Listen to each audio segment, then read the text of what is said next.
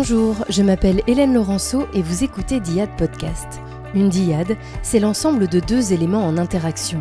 Vie pro et vie perso, voilà deux éléments qu'on tente parfois de séparer. Mais choisir son métier, s'épanouir, changer de vie professionnelle ou créer son entreprise a forcément un impact sur le reste de notre vie. Dans ce podcast, je m'intéresse aux liens que mes invités entretiennent avec leur travail. Est-ce que faire un métier qu'on aime, qu'on a choisi, qu'on a créé parfois, c'est toujours facile et source de bonheur ? Trouver sa voie n'est pas quelque chose d'évident. Mais pour Pauline, c'était clair, elle voulait faire un métier créatif et manuel. Alors, elle se lance dans un CAP fleuriste à 15 ans et se retrouve propulsée d'un coup dans la vie active et ses contraintes. Ces années d'apprentissage l'ont fait grandir plus vite et ont sans doute joué un rôle dans sa détermination pour ouvrir, seule, sa propre boutique à seulement 21 ans.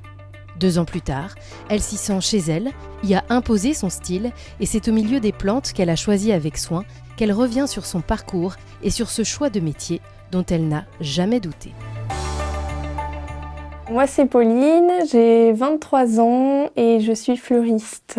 J'ai toujours aimé tout ce qui est métier créatif. Je voulais vraiment travailler dans quelque chose de manuel. J'avais pas de métier de rêve, des petites choses comme ça. Je n'avais pas pensé à un métier en particulier. Je faisais beaucoup d'ateliers créatifs, des petites choses comme ça. Donc je savais déjà que je voulais un métier où je puisse travailler avec mes mains. J'ai fait un stage de 4e chez un fleuriste et un stage de 3e également chez un fleuriste. Et ça m'a convaincue dans mon choix de partir dans ce métier. Alors après le collège, je suis partie en CAP en 2 ans, en alternance. Donc il y avait à peu près 14 semaines d'école et le reste en apprentissage, en entreprise. Et après, j'ai fait un brevet professionnel dans la même entreprise, même école également, sur 2 ans. Et je suis partie sur un brevet de maîtrise, c'est le dernier niveau en fleuriste. Et j'ai fait que 1 an sur 2. C'est vrai qu'il y a eu le Covid qui est passé par là à ce moment-là. C'était pas la formation qui me convenait et donc du coup j'ai décidé de faire 1 an sur les 2, mais c'était une chouette expérience quand même. Au collège, c'est vrai que les profs étaet assez réticents sur l'apprentissage. Ils poussaient vachement les élèves à partir en général, des choses comme ça. Mais moi, c'était pas ce qui me convenait. Alors, j'étais pas mauvaise à l'école, mais j'étais pas la meilleure élève non plus. J'avais des difficultés dans certaines matières. Je voulais vraiment partir directement dans le métier que j'aimais. Voilà, après, au niveau de mes parents, ils m'ont toujours poussée justement à y aller. Ils étaient super contents que je puisse trouver ma voie. C'est vrai que c'est difficile de trouver sa voie, surtout à 15 ans. J'ai pas douté du travail que j'avais choisi, du métier que j'avais choisi. L'entreprise où j'étais me plaisait énormément. C'est vrai que je me suis sentie à l'aise tout de suite. Au niveau du travail, après l'apprentissage en lui-même, c'est vrai que c'est compliqué. On se rend pas compte qu'on rentre directement dans la vie active. Plus énormément de vacances, on n'est qu'avec des adultes et c'est vrai qu'à 15 ans c'est difficile de prendre conscience de tout ça. Donc je dirais que jusqu'au CAP, voire première année de brevet professionnel, c'est assez difficile.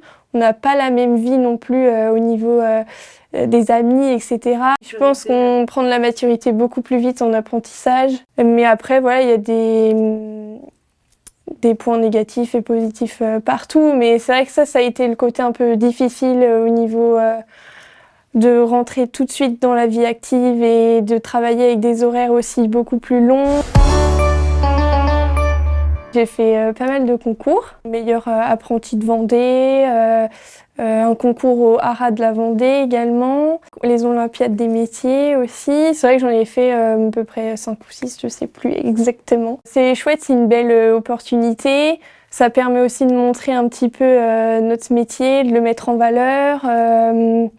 Et puis à mon jeune âge aussi, c'était sympa de montrer qu'on pouvait y arriver. Par rapport à l'apprentissage, forcément qui est un peu plus difficile, c'est vrai que les concours, j'ai toujours trouvé ça motivant et c'est vrai que ça nous donne la pêche on se dit allez, on y arrive, faut continuer comme ça. Donc c'est vrai que c'est chouette. Puis ma famille adore aussi que je fasse les concours, donc c'est vrai que c'est très familial, on s'entraîne ensemble, c'est chouette. J'ai fait une petite pause déjà un petit peu après avoir quitté l'apprentissage. de quelques mois. Et puis j'ai une collègue fleuriste qui cherchait quelqu'un un peu désespérément pour les fêtes. Et donc du coup, je lui ai proposé mon aide en sachant que j'avais déjà fait des recherches pour pourquoi pas ouvrir ma propre entreprise. Donc du coup, je l'ai aidée pendant 3 mois. Elle m'a demandé si je voulais continuer. J'ai préféré arrêter parce que du coup, là, c'était plus concret au niveau de l'entreprise que je voulais construire. J'ai décidé d'arrêter et vraiment de me mettre à fond plutôt dans la création de l'entreprise. C'était plus une opportunité. Je me suis pas dite tiens, après mon apprentissage, je vais ouvrir ma propre boutique. Ce bâtiment, il m'est un peu tombé dessus et je me suis dit allez, c'est une chance et du coup, je l'ai prise. J'ai vu qu'il y avait ces locaux, parce qu'il y en a plusieurs du coup, qui étaient à louer. Et donc c'est comme ça que je me suis dit tiens, je vais aller voir le propriétaire de ces locaux, lui demander s'il y a possibilité ou non. Et puis après, c'est des recherches au niveau de la banque, de la comptable. Après, c'est plutôt tout ce qui est papier, etc. Le propriétaire me demandait vraiment de laisser libre mon imagination, que ce soit au niveau des murs, des pièces, etc. Donc j'avais libre cours au niveau de l'aménagement de la boutique. Donc c'est vrai que ça, je trouvais ça sympa. Je me suis lancée dans le projet. Après, c'est vrai que ça a été... je me suis beaucoup remise en question, même au niveau de ma famille, etc. C'est vrai que c'est un gros enjeu aussi de monter son entreprise, aussi jeune en plus. Ma famille, elle était super contente. C'est vrai que je suis énormément soutenue par ma famille. Donc les recherches, on va dire qu'elles se sont faites toutes ensemble. Donc ça, c'était chouette. Mes amis proches aussi, ils étaient super contents pour moi. Donc il n'y avait pas de contraintes, en tout cas de ce niveau-là. Au niveau de mon âge, c'est vrai que ça a été un petit peu compliqué. C'est vrai qu'il faut montrer qu'on est motivé. Donc c'est vrai qu'au niveau de la banque, au niveau du comptable, etc., il fallait me prouver qu'on pouvait y arriver même à 21 ans, que je pouvais créer mon entreprise seule. Même encore aujourd'hui, avec les clients, c'est vrai qu'il faut toujours prouver qu'à mon âge, je peux y arriver, je peux faire leurs commandes, je peux chercher ce qu'ils souhaitent. Donc c'est vrai que c'est toujours compliqué, mais ça se fait. Après, par exemple, si ma maman passe au magasin, souvent on a tendance à la regarder alors qu'elle a rien à voir avec le métier. Mais du coup, oui, c'est plus des petites choses comme ça. On la regarde elle et on s'adresse à elle avant de s'adresser à moi. Ça peut arriver souvent, mais oui, ça peut arriver. Moi, j'ai vraiment voulu ouvrir ma boutique. Quand j'ai eu cette opportunité-là, je me suis dit il fallait que je fonce, dans le sens où c'est mon magasin, mon petit bébé, j'y fais ce que je veux. Si je souhaite changer de style, je change de style. Et c'est vrai que le problème, c'est que dans les autres entreprises, en tant qu'employé, on peut pas forcément tout changer comme ça, comme là je peux faire.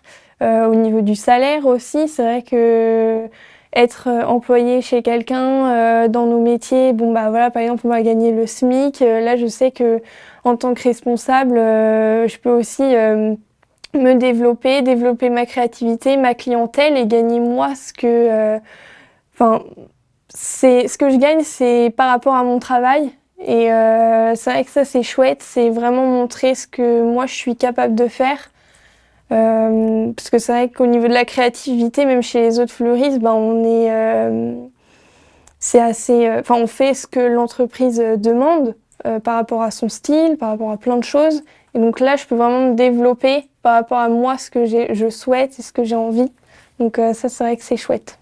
On a toujours des doutes. C'est vrai que je me suis toujours sentie par contre portée par le projet. On a tellement la tête dans le projet qu'on voit pas forcément le bout. Et puis on est projeté un petit peu. On sait pas trop où on va, ce qu'on fait, si ça va être bien ou pas. On se laisse un petit peu porter. Après, j'ai de la chance d'avoir de la famille quand même très proche et qui m'ont beaucoup aidée. Donc c'est vrai que moi, on va dire que le point négatif, c'était plutôt tout ce qui est gestion, comptabilité, où j'ai beaucoup de mal sur ça. Je suis pas, chacun son métier, voilà, tout simplement. Et donc, c'est vrai que c'était assez compliqué à ce niveau-là. Et vu que le début est beaucoup porté sur ça, c'est vrai que j'étais un petit peu noyée, mais avec du soutien, que ce soit au niveau des amis, de la famille. On se laisse porter, tout va se faire. Donc ça, c'est vrai que c'était le petit point négatif, entre guillemets. Pour l'ouverture, j'étais surexcitée. Je dirais pas que c'était du stress, j'avais surtout l'envie de faire découvrir ma boutique, ma passion, mon univers un petit peu. J'avais hâte et j'ai pas vu la journée passer. J'ai un gros problème, c'est qu'au niveau des fêtes, tous les petits moments un petit peu stressants comme ça, je me mets un petit peu dans ma bulle et c'est qu'après, quand la journée est passée, je me dis waouh, c'est vrai que c'était impressionnant et tout le monde était au rendez-vous, donc c'était super chouette. Ce que j'aime dans le métier, c'est vraiment tout ce qui est communication, que ce soit sur les réseaux. Donc c'est vrai que je prenais le temps, par exemple le soir, si je l'avais pas forcément dans la journée, pour le faire. Au niveau de la création aussi, j'y arrivais, oui, j'y arrive aussi. J'y arrive aussi à prendre le temps. C'est vrai qu'il faut trouver le temps de tout faire. Après, c'est une organisation. C'est vrai que j'ai toujours été assez carrée et organisée. Donc j'arrivais à trouver un temps pour tout. Je me forçais à aller un petit peu au bureau à certains moments pour faire la comptabilité, puis repartir sur la création. Voilà, après, c'est vrai que ça demande beaucoup de temps, faut pas compter ses heures. Et c'est vrai que, par exemple, le lundi, qui est mon jour de repos, je le passe souvent, par exemple, chez les fournisseurs directement. C'est une passion, faut y aller avec passion aussi. Et donc sur ça va, j'ai réussi à trouver un équilibre. Forcément qu'il y a des petites choses qui ne fonctionnent pas, mais comme partout, c'est vrai qu'il faut savoir se relever, se dire c'est pas grave, on va y arriver. Donc au niveau de la comptabilité surtout, il y a toujours eu des petits couacs, des choses comme ça, mais c'était pas grand chose et c'est des choses que j'apprends encore aujourd'hui, des choses où il faut y faire attention, que ce soit des documents à signer, à renvoyer. Ils travaillent beaucoup au niveau des mails et des choses comme ça, alors que notre métier, on n'est pas forcément au bureau. Donc c'est vrai qu'il fallait que je trouve ce temps-là à vraiment me mettre au bureau, me forcer à me mettre au bureau, à faire tous ces papiers correctement. Et donc c'est vrai que ça, c'est une gestion qu'il faut apprendre à avoir, quoi. Pendant plus d'un an, là, j'ai fait vraiment du mardi au dimanche. C'est vrai que c'est fatigant, 6 jours sur 7, on n'a pas beaucoup de jours de repos. Mais quand on aime, on ne compte pas. Donc voilà. Après maintenant, vu que j'ai mon apprenti depuis, ça va bientôt faire 1 an, on arrive à rouler un petit peu au niveau rien que du dimanche. Je fais un dimanche sur 2 en moyenne à peu près. C'est vrai que ça me permet aussi de me reposer et de couper un petit peu sur le travail. Ma plus grande peur en prenant une apprentie, du coup, au début, c'était plutôt par rapport à l'âge. J'avais très peur. C'est vrai que l'apprentissage, on commence environ dans les 15-16 ans. J'étais partie pour chercher un CAP au début. Et finalement, j'ai pris un brevet professionnel, donc Mathilda, qui est là pour 2 ans. Et elle a 23 ans parce que du coup, elle n'a pas eu un parcours classique, entre guillemets, fleuriste, enfin comme moi. Donc elle a mon âge, donc c'est vrai que c'était la difficulté, entre guillemets, première. J'avais un petit peu peur, vu qu'on a le même âge, comment ça va se passer, etc. Mais avec le recul maintenant, c'est super chouette, on se comprend sur plein de choses. Après, c'est vrai que c'est difficile encore pour moi de laisser ma boutique pendant une journée ou deux à Mathilda, mais c'est pas j'ai confiance en elle, mais c'est plus mon bébé, donc j'ai toujours envie d'y être, toujours envie de gérer les arrivages, les commandes, les petites choses comme ça. Donc c'est vrai que c'est difficile, mais j'y arrive plutôt bien. Au niveau de l'évolution, c'est vrai que vu que ça fait que 2 ans, je trouve qu'elle a déjà beaucoup évolué en 2 ans.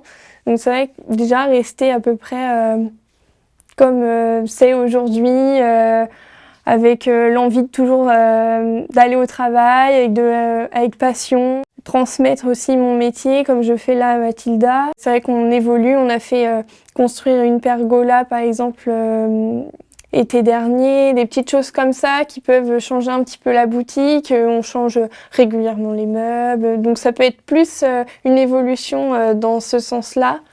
Après, pourquoi pas employer quelqu'un si je peux, continuer l'apprentissage. Voilà, c'est plein de petits projets comme ça qui me viennent en tête. Mais après, c'est vrai que là, je m'y plais, je m'épanouis. Donc, c'est tout ce que je souhaite garder en tout cas.